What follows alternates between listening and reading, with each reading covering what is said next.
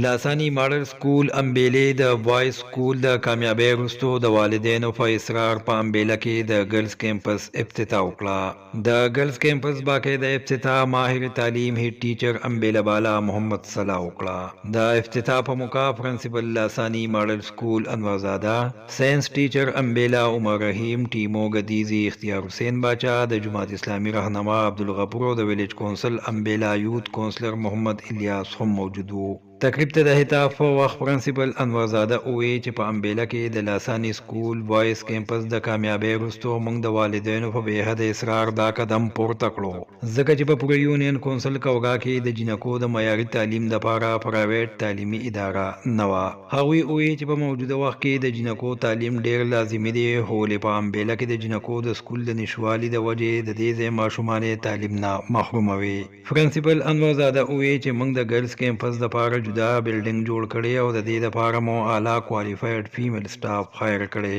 میډیا سره د خبرو په وخت ماهر تعلیم محمد صلاح، اس اس ټي ساينس عمر رحیم، عبدالغفور او محمد الیاس ووی چې په امبیله کلي کې د جنکو د سکول د کمی د وجې والدینو ته ډیر مشکلات وو. هغوی ووی چې د چا وس کې دونه د هغوی ماشومان به د سواړی، ناوګۍ او نور علاقو سکولونو ته تللی، خو له ډیرې ماشومان به د پرایمري پاس کېدو وروسته د تعلیم نه محرومه شوې. هغوی ووی چې د ماشوم دپاره اولنۍ درسګاه د مور غېږه ده او چې کله میندې تعلیم یافته وي نو هغوی په ښه ډول د ماشومانو تعلیم او تربیت کولی شي. مشرانو د لاسانی سکول منیجمنت ته د هر قسم تعاون یقین دهاني ورکړه او د سکول د مزید ښه کولو لپاره یې مشورې او تجاویز پیش کړل. زمونږ یو نوی ابتدا ده د ګرل سیکشن او زما په خیال چې د پرایویټ سیکټر په دې علاقه باندې د ګرل سیکشن د وړاندې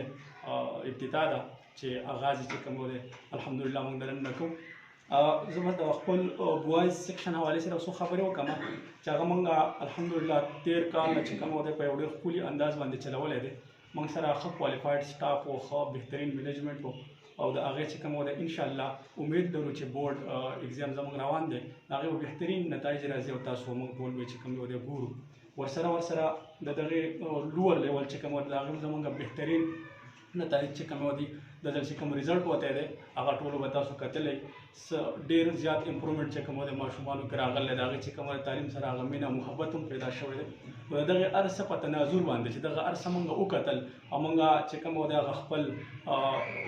چې کوم زموږ د ایجوکیشن هغه لیول دی هغه موږ یو قسمه منیج کړو چې دا موږ مخکې بودلی شو دی باندې چې کوم دی موږ زیات کار کولی شو د علاقې له یو فایده ورڅه ورکولی شو. نو په دغې تناظر کې موږ چې کوم د ضرورت د علاقې د دې ضرورت مطابق چې ګرلز سیکشن په دې پوره علاقه کې زما په خیال چې د جنکو پرایویټ سکول نشته دی او که کم دغلته یو میډل سکول د هغې باندې تعداد چې کوم دی ډېر زیات سیوا دی. نو یو د علاقې ضرورت او بل زموږ خپل د هغه شوق په بیاس باندې موږ دا فیصله وکړه چې دلته کې ګرلز سیکشن چې کوم دی د هغې باقاعده طور آغاز وکړو. نو دا نن چې کوم پروګرام دی دا زموږ انشاءالله تعالی د ګرلز سیکشن آغاز دی. دې نه مخکې به موږ ګورو ستاسو د سپورټ په بنیاد باندې او د خپل هغه پراګرس په بنیاد باندې به داسې موږ مخکې بوځو او انشاءالله دا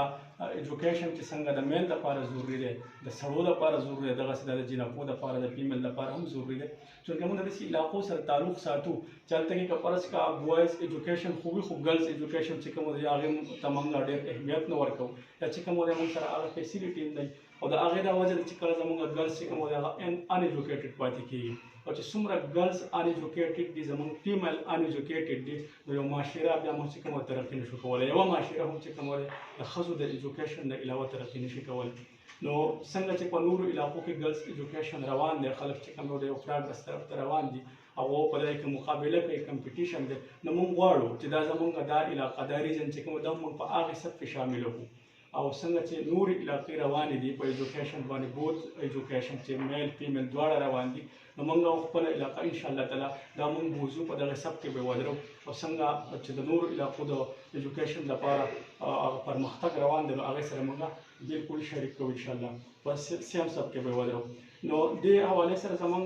چې کوم ایجوکیشن دلته کې ګرلز سیکشن دی د هغې یو څو اهمې خبرې به تاسو ته وکړم. د ټول نه لومړنۍ خبره خو دا ده د علاقې ډېر سخت ضرورت دی څنګه چې ما تاسو ته وویل ځکه چې زموږ فیمیل نورو علاقو ته ځي د هغو د ټرانسپورټ مسلې بیا پیرنټس سره چې کوم دی مختلف ټینشن یې ګاډی ایکسیډنټ شي بیا چې کوم دی د فیمیل هسې هم زیاتې ایشو سیکورټي ایشو راځي یوه مسله یې بله دغه ټولې مسلې چې کوم د هغې د خاتمې دپاره چې دلته په دې کلي کې هغې ته چې کوم دی موږ دغه سهولیات ورکړو دغه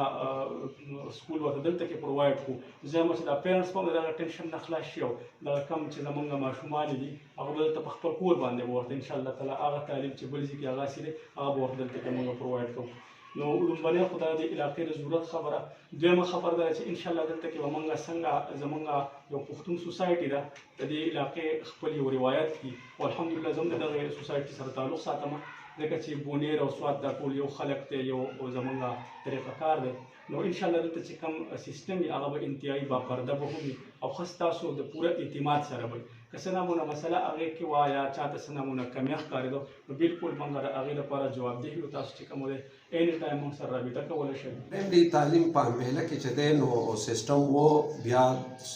تقریبا 6 کاله وروسته و مخکې تقریبا اوه کاله میډل سکول جوړ شو خو د هغې نه په دې خوا زموږ سره چې دی د ایجوکیشن بالکل د فیمیل په سایډ باندې هېڅ قسمه سهولت نه و بلکې که زه ووایم نو په پبلک سیکټر باندې پرایویټ چې ورته موږ وایو په پرایویټ دغه کې چې دی کوګا امبیلا مسکیپور کنپوی په دې ایریا کې اړو شته دی نه. نو دا لومبۍ اداره ده چې دلته قایمه شوله. نو د پرنسپل انور صاحب او اختیار حسین باچا موږ ډېر زیات شکریا ادا کړو چې دی د علاقې سره یو ډېره غټه ښېګڼه وکړله او زموږ یو اهم ضرورت یې پوره کړو او زموږ به انشاءالله د دې سره کوشش وي چې د دې ادارې د کامیابۍ دپاره د دې سره مکمل کومک وکړو ملګرتیا وکړو. نو دا یو ښه اقدام دی عمران بھائی دا ډېر ښه دی او موږ یې اپریشیټ کوو. یقینا د دور جدید کې د فیمیل ایجوکیشن نه انکار هیڅوک نشي کولی او یو معاشره مو چې دی هغه د فیمیل ایجوکیشن نه بغیر چې دی هغه ترقي نشي کولی. په ساده الفاظو کې مونږ وایو چې علم څه شی دی، علم رڼا ده، علم پوهه ده. نو دا پوهه او دا رڼا چې دی نو یوازې میل ته د هغې ضرورت نشته دی. د فیمیل چې دی چونکې د کور ذمهواري زیاتره د هغې سره او د یو ماشوم ابتدا د بنیادي قاعده د معاشرې د هغې نه کېږي او څنګه مونږ ساده الفاظو کې وایو چې د مور درس غېږه چې ده نو هغه د ماشوم دپاره لومړۍ درسګاه ده. د هغې چې کوم لرنینګ کېږي د ماشوم څیزونه کوم لومړي وخت کې چې راځي نو د هغې لپاره دا ضروري ده چې زموږ سره فیمیل ایجوکیشن وي. او څنګه د دې نه مخکې ملګرو خبرې وکړلې چې امبیلا یا مندڼ یا خصوصا بونیر کې فیمیل ایجوکیشن دا ډېره زیاته کمه ریشو ده غالبا چې 7 یا 8% چې هغه ډېر زیات کم دغه راځي او د هغې د وجې مطلب مخ په وړاندې یا هغه معاشره جوړېدل او یا هغه سوسایټي هغسې جوړېدل هغه ګرانه خبره ده. نو پکار ده زموږ سره د ګورمنټ سیکټر سره چې پرایویټ سیکټر کې موږ د هغې لپاره کوشش وکړو. دې لاساني سکول او پرنسپل صاحب د چې کوم انیشیټیو واخیستله نو هغه ډېره زیاته زبردست ده، خراج تحسین ده. یو خو دا سکول زموږ سره په کلي کې دی نو مطلب داسې دغه باندې ده چې مطلب څه سایټ ته نه دی تل پکې چېرته نشته دی، د ټرانسپورټ مسله پکې نشته دی. او دویم دا ده چې د هغې لپاره د فیمیل سټاف هغې ارینج کړی دی. مخکې چې کوم میټینګ شوی و نو د کلي خلکو هغې ته ډیمانډ کړی و خو چېرې فیمیل سټاف تاسو وکتل دا به ډېر زبردست وي. نو په دې علاقه باندې فیمیل سټاف کتل هغه هم ډېره ګرانه خبره وه خو دوی په هغې کې کامیاب شو. نو انشاءالله موږ به کوشش کوو او دعا به کوو چې دا پروګرام د دې کامیابۍ ته ورسېږي. د لاساني پرنسپل صاحب انتهایی مشکور یو چې یو داسې اقدام یې وکړو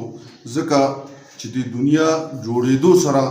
د دنیا ته 2 کسه راغلي دي چې یو ښځه او یو سړی. نو دغسې څنګه چې مشران وایي چې ښځه او سړی دا د ګاډي 2 پایې دي، په یوه پایې باندې ګاډی نشي چلیدي. نو دغسې معاشره بغیر یوازې نارینه نشي چلولی. دې لحاظه د دې سره د زنانه لازمي ده. نو کم ضرورتونه چې د نارینه دي نو دغسې دا ضرورتونه د زنانه هم دي. نو څنګه چې په نارینه مونځ فرض دی نو دغسې څنګه چې پیغمبر صلی الله علیه وسلم ویلي چې علم حاصل کړئ خوا که چین ته تلل ولې نه نو دا زنانه او نارینه دواړو ته ویلي. نو لحاظه په دې وجه باندې موږ د لاساني پبلک سکول د هیډماسټر صاحب انتهایی شکریه ادا کوو چې هغه دې ته توجه ورکړله او انشاءالله دا د امبیلې دپاره او خاص کر د مندڼ دپاره به انشاءالله یو نمونی انشاءالله د دې نه وروسته به الله تعالی د دې په ذریعه سره مندڼ او امبیلې ته ترقي ورکوي. موږ یې دې انتهایی مشکور یو. موږ د دې سره په هر لیول باندې انشاءالله ولاړ یو او چې سره نه کېږي